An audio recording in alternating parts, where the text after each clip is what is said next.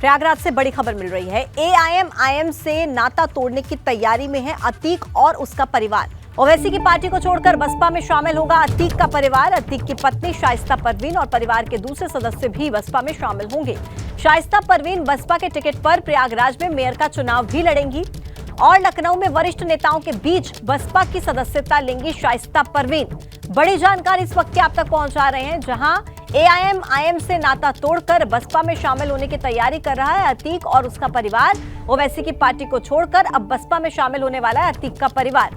यहां तक कि अतीक की पत्नी शाइस्ता परवीन बसपा के टिकट पर प्रयागराज में मेयर का चुनाव भी लड़ेंगी। लखनऊ में वरिष्ठ नेताओं की मौजूदगी में बसपा की सदस्यता लेंगी शाइस्ता परवीन।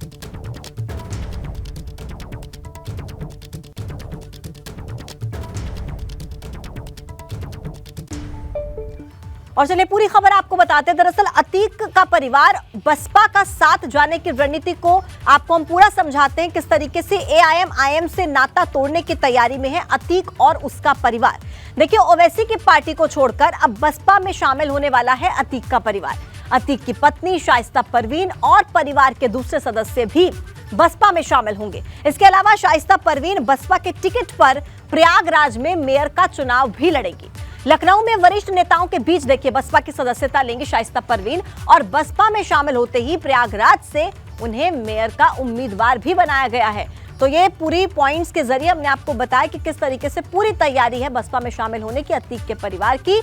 अब सवाल भी इसके बाद कई खड़े होते हैं हालांकि, लेकिन बड़ी जानकारी यही है कि अभी फिलहाल जो है शाइस्ता परवीन वो बसपा में शामिल होने जा रही हैं। और ज्यादा जानकारी के साथ प्रयागराज से हमारे संवाददाता मोहम्मद मोइन हमारे साथ जुड़ गए।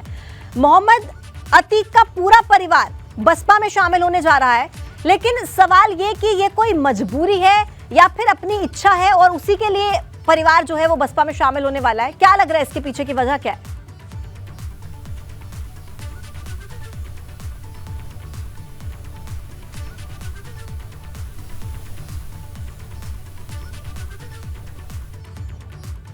आपकी आवाज नहीं मिल रही है, मैं लौटूंगी आपके पास।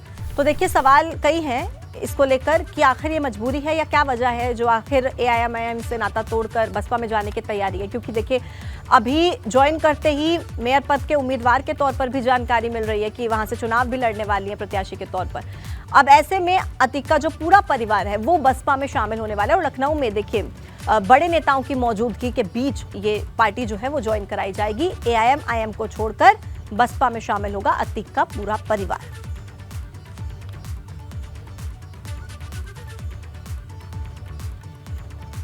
शाइस्ता परवीन जो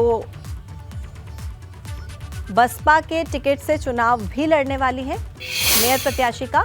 और मोहम्मद मोइन एक बार फिर से हमारे साथ जुड़ गए। मोहम्मद मोइन, जैसा कि सवाल मैं आपसे कर रही थी कि ये क्या कोई मजबूरी है या अपनी इच्छा है, इसलिए बसपा में शामिल होने वाली है शाइस्ता परवीन? क्योंकि देखिए, अभी तो ज्वाइन करनी है पार्टी, लेकिन पहले ही ये भी सुनने में आ रहा है कि वो मेयर पद का जो चुनाव है वो भी बसपा के टिकट से लड़ने वाली है।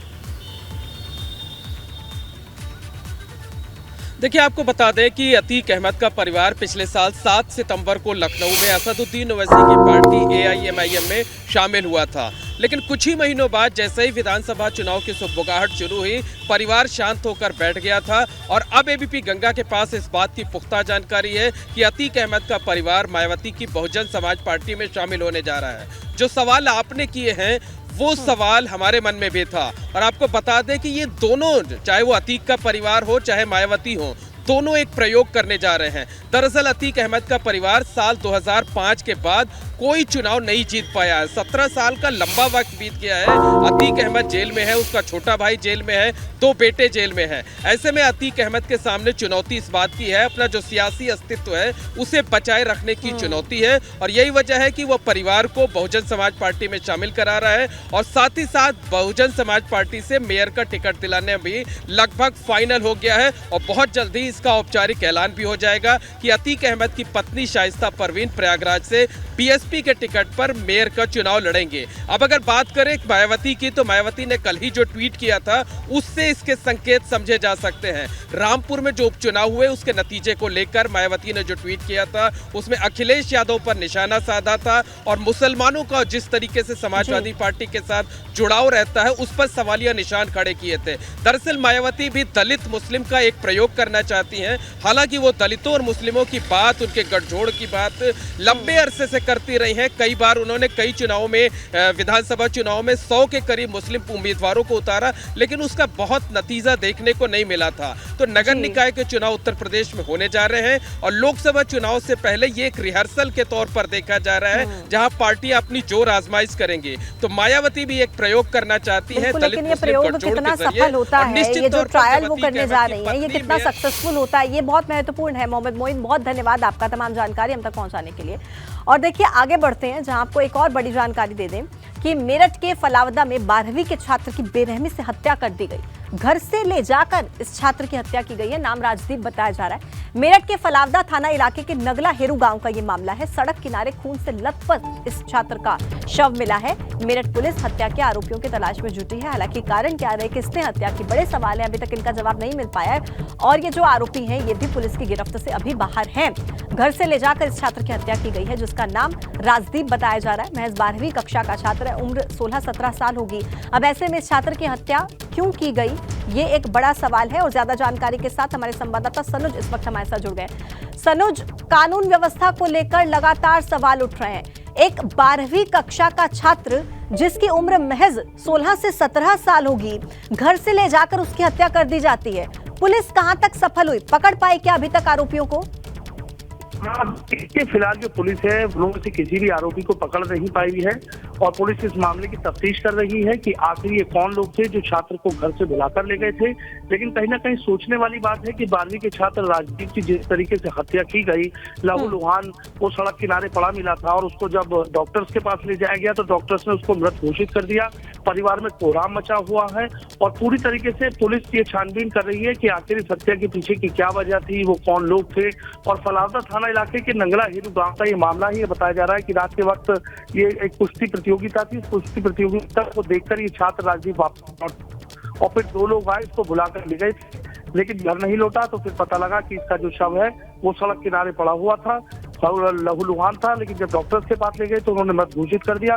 परिवार के लोगों ने, कुछ आसपास के गांव के लोग और कुछ अपने गांव के लोगों पर ही हत्या की आशंका जताई है और पुलिस इस मामले में उन लोगों को हिरासत में लेकर पूछताछ कर रही है। पुलिस का दावा है कि जल्दी इस हत्याकांड का जो खुलासा है वो कर दिया जाएगा और ये भी पूरी तस्वीर साफ कर दी जाएगी कि आखिर इस हत्या के पीछे की वजह क्या थी। लेकिन अचानक से मेरठ में लगातार ऐसी घटनाएं लगातार हो रही हैं जो कहीं ना कहीं कानून व्यवस्था पर सवाल भी खड़े कर रही हैं।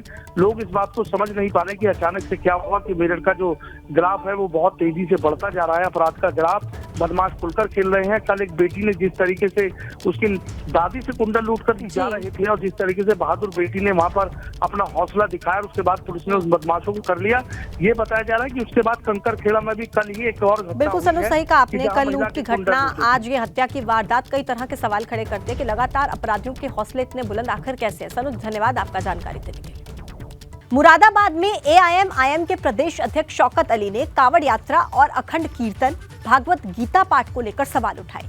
शौकत अली ने एक सभा में कहा कि कावड़ यात्रा से जाम लगता है, 1 महीने तक नेशनल हाईवे जाम रहता है, लेकिन मुसलमानों ने कभी सवाल नहीं उठाया।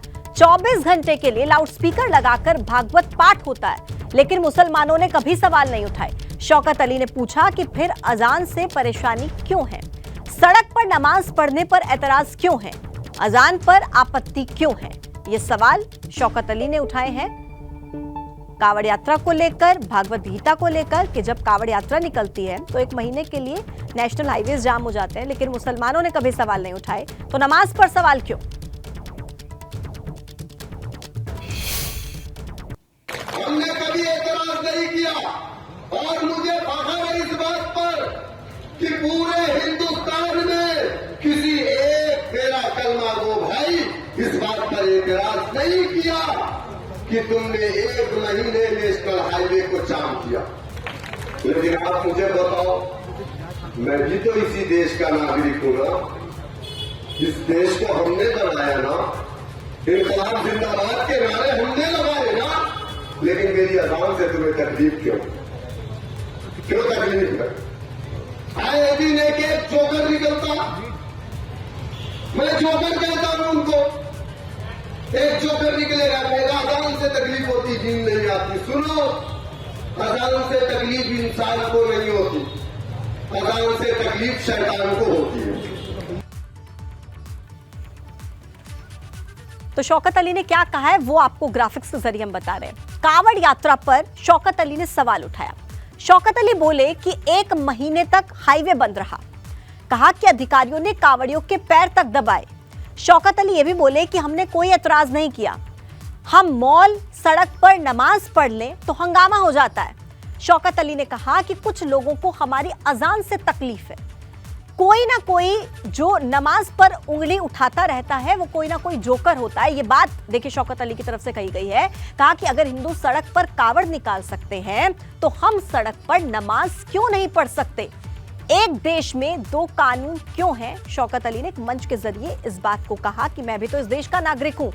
अगर हिंदू कावड़ यात्रा निकाल सकते हैं तो हम नमाज क्यों नहीं पढ़ सकते? बल्कि से बड़ी खबर है, ट्रांसफार्मर बनाने वाली कंपनी में भीषण आग लग गई। शॉर्ट सर्किट आग लगने की वजह बताई जा रही है। दमकल ने कड़ी मशक्कत के बाद हालांकि आग पर काबू पा लिया है, लेकिन फैक्ट्री के अंदर का सामान तब तक जलकर राख हो चुका था।